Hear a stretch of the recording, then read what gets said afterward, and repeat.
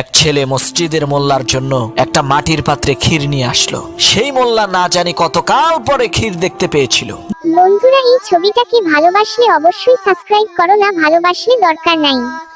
যার কারণে মোল্লা সেই ছেলেটির হাত থেকে তাড়াহুড়ো করে পাত্রটি নিয়ে বিসমিল্লাহ বলা ছাড়াই হাত না ধুয়েই ক্ষীর খাওয়া শুরু করে দিল। ক্ষীর খাওয়া শেষ করে মোল্লা সেই ছেলেকে বলল, কিরে, ক্ষীর এত অল্প করে এনেছিস কেন? একটু বেশি করে আনতে পারলি না? সেই ছেলেটি বলল, হুজুর আর বইলেন না, এনেছিলাম তো বেশি করেই।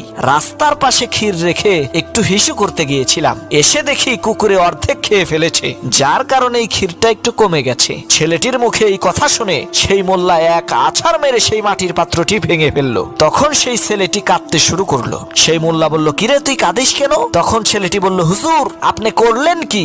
আমি যদি বাড়ি যাই আমার মা তো আমাকে মেরেই ফেলবে। এই পাত্রের মধ্যে আমার ছোট ভাই রাতের বেলায় মুতে, আর সেই মহামূল্যবান পাত্রটি আপনি ভেঙে ফেললেন।